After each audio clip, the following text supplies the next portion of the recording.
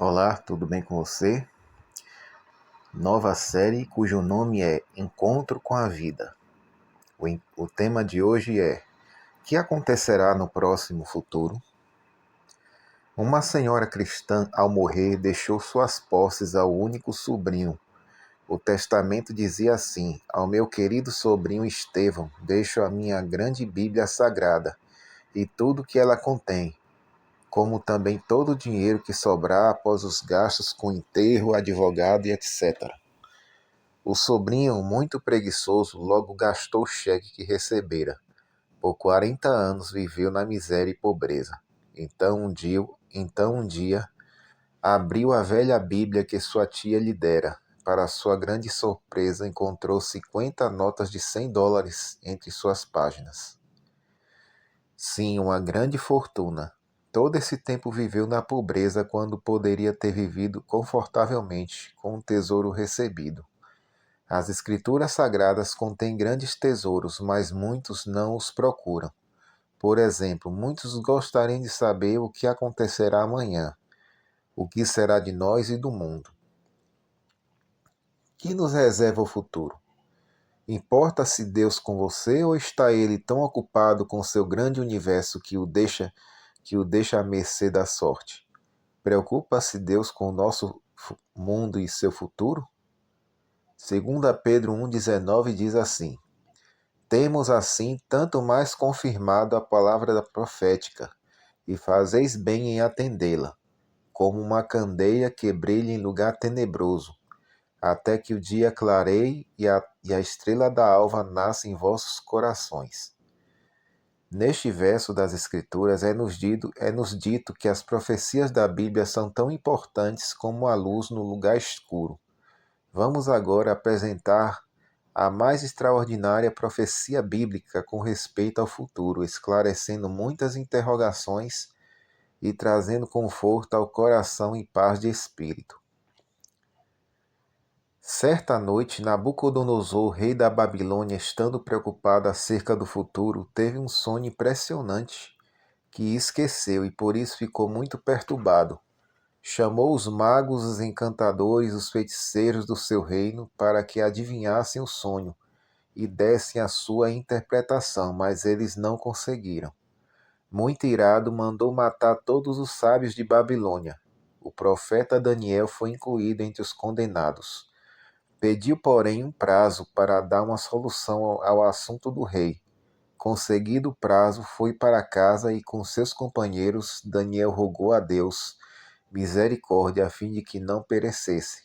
Deus os atendeu, revelando a Daniel o que o rei sonhara e também o significado do sonho. Tudo isso está baseado em Daniel 2, versículos 1 a 23. E assim ele falou ao rei: Tu, ó rei, estavas vendo, e eis aqui uma grande estátua. A cabeça era de fino ouro, o peito e os braços de prata, o ventre e os quadris de bronze, as pernas de ferro, os pés em parte de ferro e em parte de barro. Quando estavas olhando, uma pedra foi cortada sem auxílio de mãos. Feriu a estátua nos pés de ferro e de barro e os esmiuçou. Então foi juntamente esmiuçado o ferro, o barro, o bronze, a prata, o ouro, os quais se fizeram como a palha das eiras no estio. E vento os levou, e deles não se viram vestígios. Mas a pedra que feriu a estátua se tornou em grande montanha que encheu toda a terra. Daniel 2, versos 31 a 35. Nabucodonosor teve esse sonho no ano 603 a.C., mas o que significa o sonho? O profeta Daniel também deu ao rei a interpretação do sonho. Primeiro, tu, ó rei, és a cabeça de ouro. Esta declaração torna evidente que a cabeça de ouro simboliza o poderoso e magnificente Império Babilônico. Mas a despeito de sua glória, Babilônia devia passar. Segundo, depois de ti se levantará outro reino inferior ao teu. Esse reino seria a Medopécia, representada pelo peito e braços de prata da estátua. Em 539 a.C., Ciro, o general persa, derrotou o Império Babilônico e estabeleceu a segunda potência universal. Terceiro, e um terceiro reino de bronze, o qual terá domínio sobre a terra. Versículo 39. Durante 200 anos mais tarde, em 331 a.C., a Medopécia caía diante das forças da Grécia, comandadas por Alexandre o Grande. Foi o domínio mais extenso que existiu até então. Este império é representado pelo ventre e quadris de bronze. Este também daria lugar a um quarto reino universal. O quarto reino será feito como ferro. Isso está no verso 40 de Daniel 2. As pernas de ferro simbolizavam o quarto império. Em 3 campanhas militares que culminaram com a vitória de Pydna em 168 a.C., Roma dominou o reino da Grécia e se tornou a quarta potência mundial. Esta foi a que mais durou, a mais extensa e a mais poderosa. O imperador romano César Augusto era o soberano desse império quando Jesus nasceu. Cristo e os discípulos viveram durante o período representado pelas pernas de ferro. E o que viria após Roma?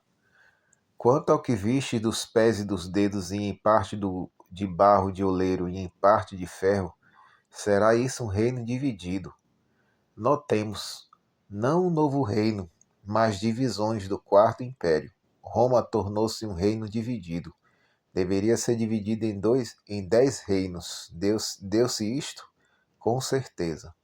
Em 476 da era atual, o antigo Império Romano Ocidental, fracionando-se em 10 divisões, tanto quanto são os dedos dos pés da estátua simbólica. Essas divisões foram os francos, que vieram a ser a França, os anglo-saxões, que vieram a ser a Inglaterra, os alemanos, que é a Alemanha, os suevos, mais tarde sendo Portugal, os visigodos, a Espanha, os burgundos, a Suíça, os lombardos, o norte da Itália, e os vândalos, érulos e ostrogodos, que foram mais tarde destruídos. São Jerônimo, ilustre doutor da Igreja Latina, autor da tradução das Escrituras Sagradas em latim, chamada Vulgata, e que viveu de 340 a 420 d.C., assim se expressou a respeito do Império Romano.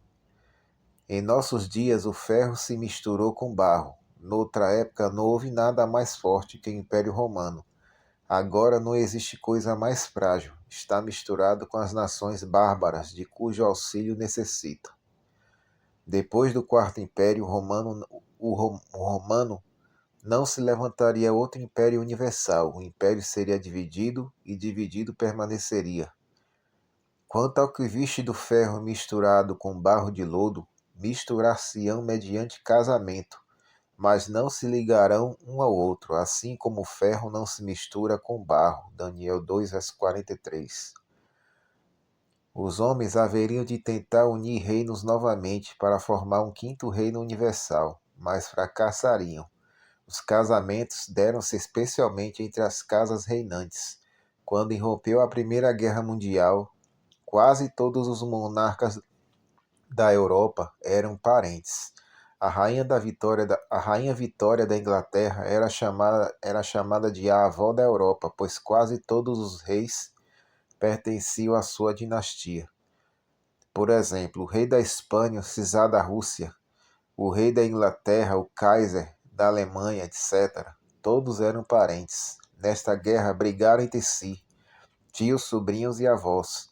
O resultado foi que quase todos os reinos caíram e foram substituídos por repúblicas. A profecia se mantém em pé, não se uniram. Por uma parte o reino será forte e por outra parte será frágil. Alguns governantes tentaram em vão unir as forças da Europa. Carlos Magno, Luís XIV e Napoleão Bonaparte da França. Carlos V da França, Guilherme II e Adolf Hitler da Alemanha. Por que não conseguiram? Porque a profecia bíblica havia declarado: não se ligarão um ao outro. E a história comprova. Por certo, você terá interesse em saber o que virá depois. Onde nos encontramos hoje? Mas nos dias destes reis, O Deus dos céus levantará um reino que não será jamais destruído, e esmiuçará e consumirá todos estes reinos, e será estabelecido para sempre. Como viste que do monte foi cortada uma pedra, sem auxílio de mãos, e ela esmiuçou o ferro, o bronze, o barro, a prata e o ouro. Isso está em Daniel 2, 44 e 45. No sonho, o rei Nabucodonosor vira que a pedra que esmiuçou a estátua enchera toda a terra. Esta pedra representa o reino de Deus que será estabelecido para sempre. Com a segunda vinda de Cristo serão esmiuçados e destruídos todos os reinos terrestres. Deus intervirá e virá então o fim. Essa é a nossa primeira parte da nossa reflexão. Que Deus abençoe a cada um de vocês.